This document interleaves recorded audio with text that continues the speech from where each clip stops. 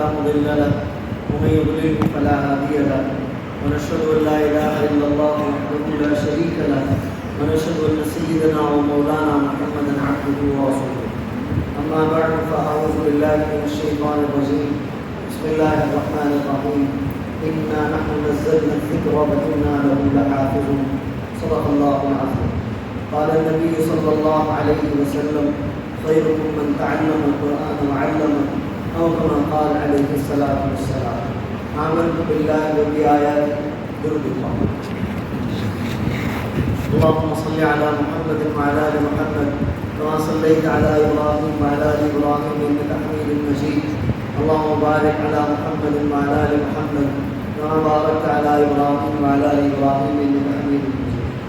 میرے محترم بھائیو دوستوں اور بزرگوں، اللہ رب العزت کا بہت بڑا فضل کرم اور احسان ہے کہ اللہ رب الجلال نے مجھے اور آپ کو اپنے پیارے حبیب حضرت محمد رسول اللہ صلی اللہ علیہ وسلم کی امت میں پیدا کرنا. یہ اللہ تعالیٰ کا ہمارے اوپر بہت بڑا احسان ہے. اس احسان کا بدلہ ہم نہیں دے سکتے. سچی جو بات ہے اس دعا یہی ہے کہ اللہ رب العزت ہمیں حضرت محمد صلی اللہ علیہ وسلم کا امتی بنا کر ہی زندہ رکھے اور ہم حضرت محمد صلی اللہ علیہ وسلم کے اقراری امتی ہی ہوں اور ہمیں موت ہے. یہ کامیابی ہے. انسان کی کامیابی کے بہت سے راز ہیں. کچھ لوگ سمجھتے ہیں دولت کا مل جانا کامیابی ہے، کچھ لوگ سمجھتے ہیں عہدے کا مل جانا کامیابی ہے، کچھ لوگ سمجھتے ہیں جاؤ مال منصب کا مل جانا کامیابی ہے. کامیابی ان چیزوں کا نام نہیں.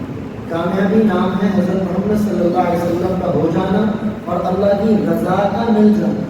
اب وہ دولت کے ساتھ مل جائے تب بھی کامیابی ہے اور وہ بغیر دولت کے مل جائے تب بھی کامیابی ہے. ہمارے یہاں ایک یہ بھی ہم جملہ اپنا درست کریں.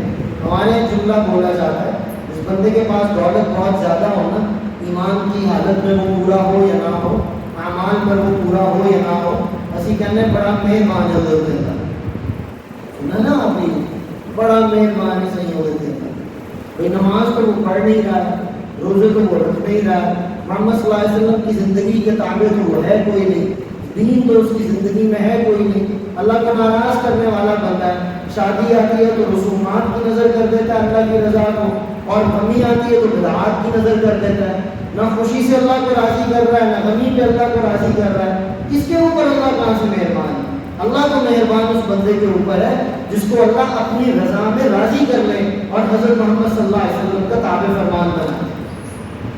اس کے ساتھ اللہ راضی ہے، اس پہ اللہ مہربان ہے. حدیث پاک میں آتا ہے قیامت کے دن میں ایک کتیا پیش کی جائے گی. کتیا ہوگی، اس کی پونچھل میں بھی بال نہیں ہوں گے اور اس کے سر پہ بھی بال نہیں ہوں گے. اسے پوچھا جائے گا کہ یہ عمل کیوں؟ وہ کہے گی کہ کچھ دنیا کمانے والے لوگ، مطلب اس کا یہ نہیں کہ ہر تاجر، مطلب اس کا یہ جو اللہ کو بھول کے دنیا کمانے والے لوگ، اللہ کو ناراض کر کے دنیا کمانے والے لوگ، جن کو نہ نماز کی فکر ہے، نہ زکوٰۃ کی فکر ہے، نہ حج کی فکر ہے، نہ روزے کی فکر ہے، نہ صدقات و خیرات کی فکر ہے، بس دے دھنادن حلال ہو یا حرام ہو لپیٹنے میں لگے ہیں. فرمائے یہ لوگ میرے پیچھے بھاگتے تھے تو ان کے ہاتھ میں میری پشت آتی اور کچھ بال ان کے ہاتھ میں آ جاتے یہ خوش ہو جاتے. انہوں نے کہا تو آگے سے گنجی کیوں؟ انہیں کچھ لوگ اس طرح کے تھے کہ جن کو مجھ سے محبت ہی نہیں تھی، ان کو محبت ہی اللہ سے تھی. میں جا جا کے ان کے قدموں میں پڑتی تھی، وہ میرے سر پہ جوتے مارتے. میں نے مفہوم حدیث بیان کیا کہ آگے سے میں گنجی ہوں ان کے جوتے کھا کے اور پیچھے سے میں گنجی ہوں ان کے ہاتھوں میں آ کے. تو دولت کا مل جانا مہربانی نہیں ہے اللہ کی، ایمان کا مل جانا اللہ کی مہربانی ہے. اب وہ ایمان دولت کے ساتھ مل جائے تب بھی مہربانی ہے اور وہ بغیر دولت میں مل جائے تب بھی مہربانی ہے. حضرت ابو ہریرہ رضی اللہ تعالی عنہ نبی پاک صلی اللہ علیہ وسلم کے صحابی ہیں اور سب سے بڑے محدث ہیں. یعنی احادیث کا جتنا بھی ذخیرہ ہے اس میں سب سے زیادہ روایات حضرت ابو ہریرہ رضی اللہ تعالی عنہ کی ہیں. کچھ بیوقوف قسم کے لا علم لوگ یہ کہتے ہیں کہ ابو ہریرہ کو فلاں وقت میں ایمان لے کر آئے، اس سے کتنی ایسے حدیثیں ہو گئی، یہ تو من گھڑت ہے، یہ ہے وہ ہے فلاں ہے. حضرت ابو ہریرہ کی زندگی انہوں نے نہیں پڑھی ہوئی ہے. حضرت ابو ہریرہ رضی اللہ تعالیٰ عنہ بڑی قسمہ پرسی کے عالم میں رہتے تھے. بھوک کی وجہ سے غشی کھاتے، غشی ہو جاتی تھی ان کو، صحابہ آ کے ان کی گردن میں پاؤں رکھ کے رگڑتے تھے کہ شاید یہ غشی کھا کے بے ہوش ہوا ہے۔ بعد میں ابو ہریرہ رضی اللہ عنہ ان کو بتاتے تھے کہ یار آج انتہائی بھوک تھی، اتنے دن سے کھانا نہیں کھایا، فقیر آدمی تھے، تمہیں بھوک کی حالت میں بے ہوشی ہوگی۔ تو صحابہ نے حضرت ابو ہریرہ کو کہا کہ ابو ہریرہ یہ مدینے کا بازار ہے، اس میں تجارت ہو رہی ہے، تم بھی جا کے تجارت کیا کرو۔ ابو ہریرہ رضی اللہ عنہ کا جواب سنیے، انہوں نے فرمایا اے میرے دوستوں، میرے ساتھیوں، مجھے بھی پتہ ہے مدینہ کے بازار میں تجارت ہوتی ہے، وہاں یہاں سے دور دراز سے تاجر لوگ اپنا مال لے کر آتے ہیں، بیچ کے منافع کماتے ہیں، لیکن میری خواہش یہ ہے کہ حضرت محمد صلی اللہ علیہ وسلم کوئی بات فرمائے، ایسا نہ ہو کہ میں سن نہ سکوں، آپ علیہ السلام کوئی عمل فرمائے، ایسا نہ ہو میں دیکھ نہ سکوں، میں صرف محمد صلی اللہ علیہ وسلم کے جینا اور مرنا چاہتا ہوں۔ اور پھر وقت بدلا، حضرت رسول عالم صلی اللہ تعالیٰ علیہ وسلم کے وصال مبارک کے بعد حضرت ابو ہریرہ رضی اللہ تعالیٰ جب فتوحات کے زمانے شروع ہوئے، محدث اعظم بنے، حدیث کے استاد بنے، اور پھر حالت کیا ہوئی کہ حضرت ابو ہریرہ رضی اللہ تعالیٰ عنہ کتان کے کپڑے سے ناک پوچھتے تھے، یعنی ریشم کی اعلیٰ قسم، اس سے ناک پوچھ رہے ہیں۔ اور پھر کیا ہوا کہ حضرت ابو ہریرہ رضی اللہ تعالیٰ عنہ کے پاس دینار اور اشرفیوں کی تھیلی ہوا کرتی تھی، جو آتا وہ نکال کے صدقہ کرتے، جو آتا وہ نکال کے صدقہ کرتے، جو آتا وہ نکال کے صدقہ کرتے۔ لوگوں نے کہا ابو ہریرہ اتنا صدقہ کرتے ہو، کہاں سے لیتے ہو؟ کہ جس کی نوکری کر رہا ہوں وہاں سے لیتا ہوں۔ تو مہربانی اللہ کی وہ دولت کے ساتھ مل جائے، ان کی رضا، اللہ کی رضا وہ دولت کے ساتھ مل جائے تب بھی مہربانی ہے، وہ دولت کے بغیر مل جائے تب بھی مہربانی ہے۔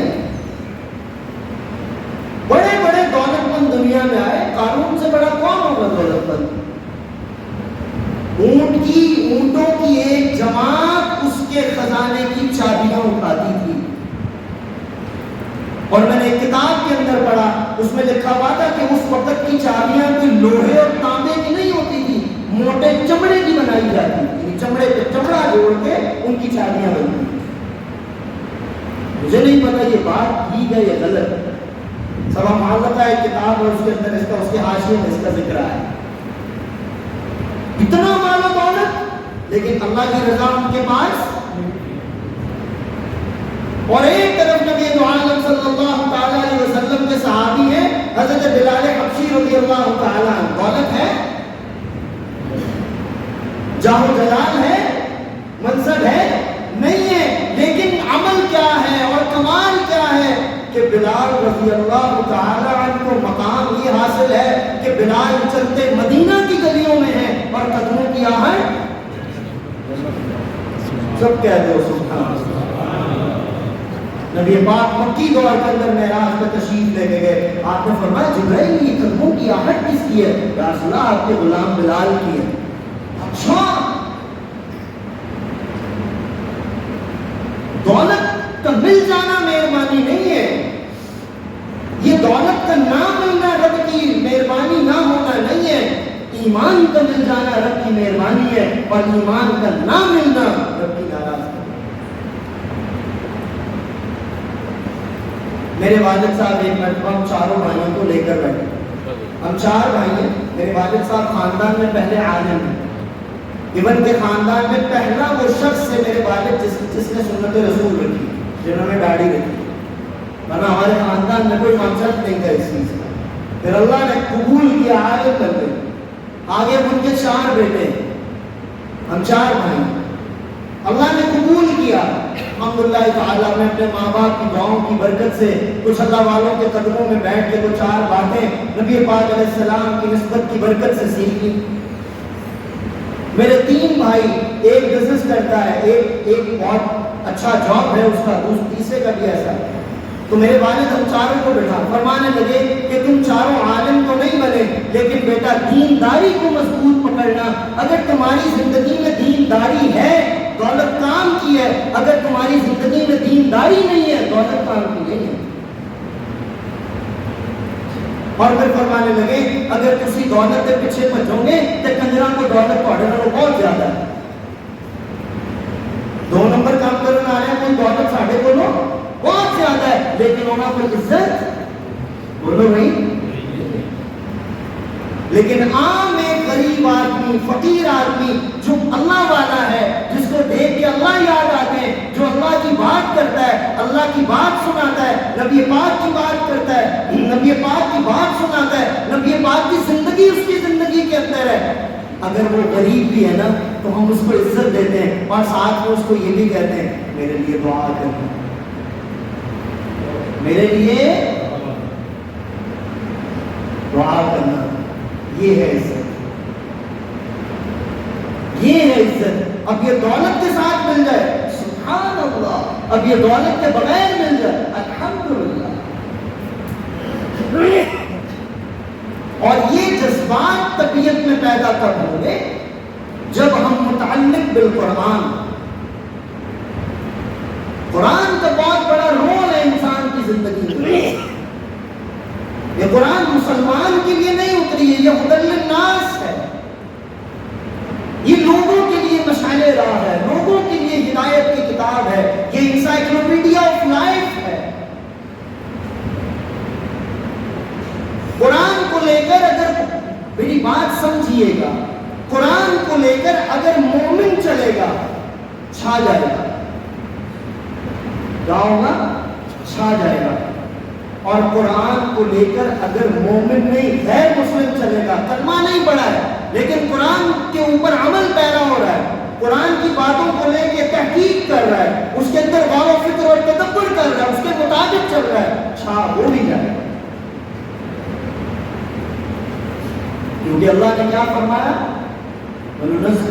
کیا ہے آیت, شہر رمضان الذی انزل فیہ القرآن ھدی للناس لیس ھدی فقط مؤمنین, لیس فقط مسلمین, لیس فقط علماء, لیس فقط فقہاء, ھدی للناس لوگوں کے لیے ہدایت. لیکن سورہ بقرہ میں حضرت اللہ عز و جل نے جو آیات حضرت رسول پاک صلی اللہ علیہ وسلم پر نازل فرمائی اس میں کچھ تخصیص فرمائی, ذالک الکتاب لا ریب فیہ ھدی للمتقین. اب یہ فرق کیا ہوگا دونوں کے اندر؟ لفظ دونوں ایک ہیں, ایک طرف ھدی للناس فرما رہے ہیں, دوسری طرف ھدی للمتقین فرما رہے ہیں. اب میری بات کو سمجھیے گا کہ ان دونوں ہدایتوں میں فرق کیا ہے, ھدی للمتقین اور ھدی للناس. ذالک الکتاب لا ریب فیہ, یہ ذالک ویسے عربی کے اندر وہ کے لیے آتا ہے, یہ ذالک اس میں اشارہ ہے, وہ کے لیے استعمال ہوتا ہے. جیسے ذالک الباب, ذالک البیت, ذالک الفلاں, ذالک فلاں. جو جن حضرات نے 5ویں جماعت کے اندر غالباً عربی کا ایک کتابچہ ہوتا تھا, اگر پڑھا ہے تو یاد ہوگا ذاکا ذالکا. تو یہ ذالکا قرآن کے اندر جو ہے یہ وہ کے معنی میں نہیں ہے, یہ ذالکا عظمت کے معنی میں ہے, بلندی کے معنی میں ہے. اور آج اللہ نے کیا فرمایا, لا ریب فیہ, اس کے اندر کوئی شک نہیں ہے. ھدی للمتقین, یہ ہدایت ہے میرے یاروں کے لیے. میں متقین کا ترجمہ میرے یار کرتا ہوں, یعنی اللہ کا خوف و خشیت کرنے والے, اللہ سے ڈرنے والے, اللہ سے عشق اور محبت کرنے والے, ان کے لیے اس کے اندر ہدایت ہی ہدایت ہے. کیونکہ کامل ہدایت پر وہ شخص ہوتا ہے جس کے پاس ایمان ہو. اگر کامل ہدایت کوئی شخص چاہتا ہے ایمان کے بغیر تو اس کو کامل ہدایت نہیں مل سکتی. اب جو بندہ کامل ہدایت چاہتا ہے, کیا کامل ہدایت چاہتا ہے, قرآن کی اس آیت سے سمجھیے. اللہ عز و جل قرآن کریم کے اندر 2 طرح کے معنی لاتے ہیں, 2 طرح کے الفاظ یہاں پر الگ الگ فرماتے ہیں. ایک جگہ پر اللہ کامیابی کے لیے لے کر آتے ہیں فلاح, مفلحون, قد افلح المؤمنون, یا وَلْتَكُن مِّنكُمْ أُمَّةٌ يَدْعُونَ إِلَى الْخَيْرِ يَأْمُرُونَ بِالْمَعْرُوفِ وَيَنْهَوْنَ عَنِ الْمُنكَرِ وَأُولَٰئِكَ هُمُ الْمُفْلِحُونَ. اور ایک جگہ پر اللہ کہا ذَلِكَ الْفَوْزُ الْعَظِيمُ, یہ بھی بہت بڑی کامیابی ہے, مفلحون بھی کامیابی ہے. لیکن فوز اور فلاح میں فرق یہ ہے, فوز ایک جہان کی کامیابی اور فلاح دونوں جہانوں کی کامیابی. ھدی للمتقین, تمہارے دنیا کے راستے بھی اللہ آسان کرے گا اور تمہارے کل صراط کے راستے بھی اللہ آسان کرے گا. اور ہدی للناس، جو بھی اس کو لے گا پوری انسانیت میں سے کوئی بھی اس کو لے گا، ہم اس کے لیے زندگی گزارنے کو آسان کریں گے. دنیا کی زندگی، ایمان والے میں اور غیر ایمان والے میں فرق تو یہی ہے نا. اور میں اکثر اپنی باتوں میں یہ بات کہا کرتا ہوں کہ جو جنت ہے نا بھائی، جنت جو ہے نا، جنت یہ ملے گی لا الہ الا اللہ محمد رسول اللہ. سب پڑھ لو ایک مرتبہ لا الہ الا اللہ محمد رسول اللہ. اس میں جنت ملے گی انشاءاللہ. یہ میرا کہنے نہیں ہے، یہ محمد مصطفیٰ صلی اللہ علیہ وسلم نے فرمایا من قال لا الہ الا اللہ مخلصا دخل الجنہ، جس نے ایک مرتبہ اخلاص سے کلمہ پڑھ لیا وہ جنت میں داخل کیا جائے گا. اور ایک جگہ پر تو نبی پاک نے مخلصا کا لفظ بھی نہیں فرمایا، آپ نے فرمایا من قال لا الہ الا اللہ دخل الجنہ، جو ایک مرتبہ لا الہ الا اللہ پڑھے گا جنت میں جائے گا. یہ جتنا بھی ہدی للناس اللہ نے فرمایا نا نزول قرآن کے اوپر، یہ دنیا کی زندگانی کے لیے فرمایا. جنت تو کلمے میں ملے گی، اور کلمے کے اقرار پہ ملے گی، اور کلمے کی حفاظت پہ ملے گی. تو اس لیے اگر زندگی کو سنوارنا ہے باعتبار دنیا باعتبار دین، قرآن کو تھامو، قرآن کو تھامو، قرآن کو تھامو، قرآن کو مت چھوڑو. قرآن کے علوم سے وابستگی حاصل کرو، خود بھی کرو، اپنے بچوں کو بھی کراؤ. ابھی نوجوان اکثر یا نوجوان آزاد بیٹھے ہوئے، ہمارا نوجوان آج کس پیرا ہردی کا شکار ہے؟ آپ نہیں جانتے، ہم نہیں جانتے. اللہ کی نافرمانی کے سیلاب میں غرق ہو رہا ہے ہمارا آج کا نوجوان، ہو چاہے لڑکا ہے یا لڑکی ہے. گھروں کے اندر عام طور پر اللہ کی نافرمانی ہو رہی ہے. بازاروں کے اندر، تعلیمی اداروں کے اندر، تربیتی اداروں کے اندر تعلیم کا فقدان، تربیت کا فقدان، شریعت کا فقدان، قانون کا فقدان، اقدار کا فقدان، عزتوں کا فقدان، ہر چیز کے فقدان کی وجہ یہ ہے کہ وہ جو اصول زندگی محمد صلی اللہ علیہ وسلم دے کر گئے تھے، ان اصول زندگی سے ناآشنائی ہے. وہ ہمیں پتہ ہی نہیں ہے کہ وہ تھے کیا، وہ ہمیں پتہ ہی نہیں ہے کہ مدینہ طیبہ میں محمد صلی اللہ علیہ وسلم اور ان کے صحابہ کی حالت یہ ہے، کوئی مومن ہے یا کوئی غیر مومن ہے، کوئی عیسائی ہے یا کوئی بت پرست ہے، کوئی یہودی ہے یا کوئی بھی ہے، اگر وہ مشکل میں ہے تو محمد صلی اللہ علیہ وسلم کا نوکر اس کا دست بازو بنا.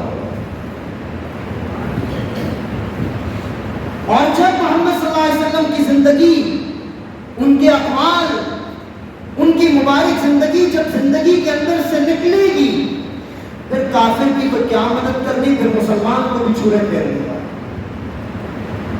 پھر مومن کو بھی نہیں چھوڑے گا، پھر ہمسائے کو بھی نہیں چھوڑے گا. ہمارے یہاں ایک بات بڑی مشہور ہے، یار جاننے والے جڑا بندہ جانتا ہوگا نا وہ چیز گھٹ ہی لینی چاہیے. جڑے بندے ساڈا بہت زیادہ تعلق ہوگا نا وہ کہتے یار پھر نہیں لینی تو ہو لے لینا، اور نہیں آؤ ساڈا جانا والا بندہ چنگی چیز دے گا.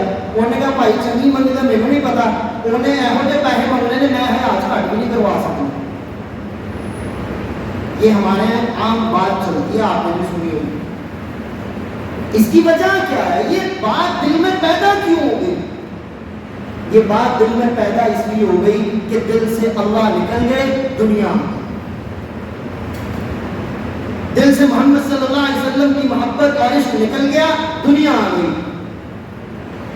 اب پچھلے دنوں ایک واقعہ ہوا سویڈن میں، ہمارا بہت دل دکھا، اس میں کوئی شک کی بات نہیں، بالکل دوراہے نہیں.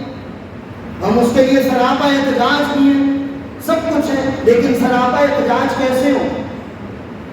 ہم روز بند کر دیں، اپنے ملک کی املاک کو نقصان پہنچا دیں، آگ لگا دیں، لائٹیں توڑ دیں، فلاں نہ. ہم سراپا احتجاج اس طرح ہے کہ میری زندگی زندگی قرآن کی تصویر بن جائے. اللہ کو یہ احتجاج پسند ہے. اللہ کو وہ احتجاج پسند نہیں ہے کہ احتجاج کرنے کے لیے ظہر کی نماز گئی, عصر کی نماز گئی, مغرب کی نماز گئی, عشاء کی نماز گئی, کہاں سے آ رہے ہو؟ احتجاج کر کے آ رہے ہو. کی پتا یار اللہ نے سانو اسی بارے بخش دے یار, پھر امام حسین بھی ہوتے صرف احتجاج ہی کر لیں گے. لیکن وہ عملی تصویر ہے. اللہ قرآن کریم میں بات کو ختم کی اختتام کی طرف لے کر چلتے ہیں. میں نے جو خطبے میں آیت پڑھی, اللہ نے فرمایا انا نحن نزلنا الذکر وانا له لحافظون. اللہ فرما رہے ہم نے ذکر کو نازل کیا ہے, اور نازل کہاں کیا ہے؟ نبی جی علی قلبک, تیرے مبارک دل کے اوپر نازل کیا. کہاں جاری کیا؟ لا تحرک به لسانک, تیری زبان پر نازل کیا. اور کہاں سے نازل ہوا؟ تنزیل من رب العالمین, تیرے رب کی طرف سے نازل ہوا. حفاظت ہمارے ذمے ہے. کون ہے جو اللہ کی چیزوں کی حفاظت کے ذمے اٹھائے؟ کون ہے جو اللہ کی حفاظت کا دعویٰ کرے؟ کون ہے جو محمد صلی اللہ علیہ وسلم کی حفاظت کا دعویٰ کرے؟ کون ہے جو اس طرح کا عمل کرے؟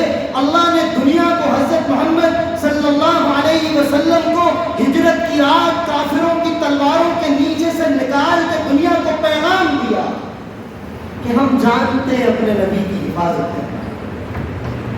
یہ ذکر کی حفاظت ہے. نبی پاک علیہ السلام کی ہجرت کی رات حفاظت, یہ ذکر کی حفاظت ہے, یہ قرآن کی حفاظت ہے, یہ ایمان و اسلام کی حفاظت ہے. تم حفاظت کرنا چاہتے ہو, میرے نبی کی زندگی اپنا کے حفاظت کرو. قرآن پر عمل پیرا ہو کے اپنی زندگی کی حفاظت کرو. ہم کتنا قرآن پڑھتے ہیں؟ میں بھی سوچوں, آپ بھی سوچیں. یہ بھی ماشاءاللہ ہمارے ربانی صاحب ابھی حج کے سفر سے تشریف لائے. اللہ پاک ان کا حج کا سفر اپنی بارگاہ میں قبول فرمائے. یہ بھی دیکھ کے آئے ہوں گے. میں نے عربوں کی ایک خاصیت دیکھی, لوگ عربوں کے بارے میں بڑی بڑی باتیں کرتے ہیں, تو وہ کرتے رہو, ان کی اچھی عادات دیکھو. اور اچھا انسان وہ ہوتا ہے جو کسی دوسرے میں اچھائی دیکھے. اچھا انسان یا صوفی یا اللہ والا یا متقی وہ نہیں ہوتا جو دوسرے کے اندر عیب دیکھے. اچھا انسان وہ ہوتا ہے جو دوسرے میں اچھائی دیکھے. میں نے ان میں جو اچھی عادت دیکھی, ان کے بچے میں, ان کی عورت میں, ان کے بوڑھے میں, ان کے جوان میں قرآن پڑھتے ہیں. اور اتنا قرآن پڑھتے ہیں میں حیران ہو جاتا ہوں. حرم میں آتے قرآن اٹھاتے قرآن پڑھتے ہیں, حرم میں آتے قرآن اٹھاتے قرآن پڑھتے ہیں. ہم کتنا پڑھتے ہیں؟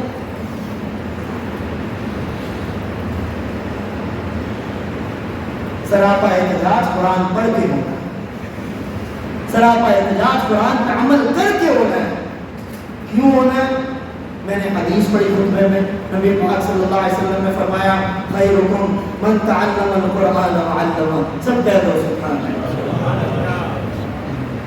فرمایا دنیا کے بہترین لوگ وہ ہیں جو قرآن پڑھتے ہیں یا قرآن پڑھاتے ہیں. یہ یوں ترجمہ کر لیجئے, جو قرآن سیکھتے ہیں اور قرآن سکھاتے ہیں. یا یوں کر لیجئے, جو قرآن کے علوم کو سمجھتے ہیں یا قرآن کے علوم کو. اب ہمیں کسی سے اچھائی کا سرٹیفکیٹ لینے کی ضرورت ہے؟ ہمیں تو محمد صلی اللہ علیہ وسلم نے کہہ دیا اگر تم علوم قرآن سے وابستہ ہو جاؤ گے, علوم قرآن سے لوگوں کو وابستہ کرو گے, علوم قرآن سے اپنے آپ کو آراستہ کرو گے, یا علوم قرآن سے لوگوں کو آراستہ کراؤ گے, یا قرآن پڑھو گے, یا قرآن پڑھاؤ گے, یا قرآن سیکھو گے, یا قرآن سکھاؤ گے, دھرتی کے اوپر تم سے بہترین اور کوئی. اب کوئی جو مرضی کچھ کرتا ہے, کسی کے کچھ کرنے سے ہماری ان چیزوں کو کبھی بھی نقصان نہیں ہو سکتا. نقصان کب ہوتا ہے؟ جب مومن کے اندر سے ایمان نکل جائے, جب مسلمان کے اندر سے اسلام نکل جائے, جب محمد صلی اللہ علیہ وسلم کے امتی کے اندر سے محمد صلی اللہ علیہ وسلم کی سنتیں نکل جائے, ان کے طریقے نکل جائے, اب نقصان ہوتا ہے. تو اس نقصان سے بچو بھائی, خود بھی بچو بھائی, اپنی اولادوں کو بھی بچاؤ بھائی. میں پہلے بھی یہ بات کرتا ہوں، اب بھی کر رہا ہوں، خدا را خود بھی متعلق بالقرآن ہو جاؤ، اپنی اولادوں کو بھی متعلق بالقرآن بناؤ. اپنے گھروں میں درس قرآن کا سلسلہ شروع کرو، اپنے بچوں کے ساتھ بیٹھ کے قرآن پڑھو، ان کو قرآن کا اردو ترجمہ کر کے بتاؤ، انگلش میں کر کے بتاؤ، عربی میں کر کے بتاؤ، وہ جس زبان میں چاہیں ان کے اندر قرآن اتارو. کیونکہ جب قرآن اترے گا پھر وہ محمد صلی اللہ علیہ وسلم کا پھول بن کے کھلے گا، اس میں محمد صلی اللہ علیہ وسلم کی خوشبو پیدا ہوگی، پھر اس کا کھل کھلانا اللہ کو محبوب آئے گا، اللہ اس کو جنت کے بالا خانوں میں جگہ عطا فرمائے. آخری بات، اللہ اکبر. جنت میں سب سے بہترین پروٹوکول، سب سے بہترین پروٹوکول قرآن پڑھنے والے کو دیا جائے. بلند آواز سے کہہ دو سبحان اللہ. قرآن پڑھنے والے سے زیادہ بہتر پروٹوکول انبیاء کے بعد کسی کا بھی نہیں ہوگا. کیا ہوگا؟ قرآن کریم میں ایک آیت آتی ہے فَهُوَ فِي عِيشَةٍ رَاضِيَةٍ. اس کا ترجمہ پتہ کیا ہے؟